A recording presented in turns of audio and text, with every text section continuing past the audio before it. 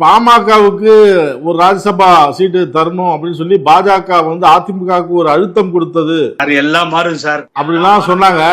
ஆனா பாமக கொடுக்கப்படல சார். கொடுக்க முடியாது சார். அப்பா பிள்ளைய அடிச்சுக்கிறாங்க. ரியல் வார் போய்கிட்டு இருக்கு. ஒரு பையன் காலில் விழுந்தது, அப்பா வெளியுலகில் வந்து சொல்றாரு, என் காலை பிடிச்சிட்டு பையன் அழுதான், ஏடிஎம்கே அலையன்ஸ் வேணான்னு சொல்றான், அவனாலதான் தோத்துட்டோம், இல்லைன்னா கொஞ்சம் சீட்டு வந்திருக்கும் அப்படின்னு அப்பா பேசுறதுலாம் பொய். அவன் நல்லவனே கிடையாது, அவங்க அம்மாவை பாட்டில் எடுத்து எரிய பார்த்தான் அப்படின்னு. இது இப்படி எல்லாம் ஒரு அசிங்கமான ஒரு விஷயம் ஒரு கட்சி உள்ள நடக்கிறது முதல் தடவையா நான் பாக்குறேன். இப்படி அடிச்சுக்கிட்டு அவரு தான் அப்பா பேசுறாரு சார். அவர் தான் நிறுவனர், வளர்த்தவர், 36 வயசுல எம்பி இல்லாம மத்திய அமைச்சர் பண்ணவர், இவ்வளவும் செஞ்சாரு. வயதானவர், பெரியவர். ஒரு சூட்கேஸ் தூக்கிட்டு ஒரு 15-20 நாளைக்கு நீ போயிட வேண்டியதானே வெளிநாட்டு பக்கம். இந்த வம்பே வேணாம், தகராறு வேணாம்.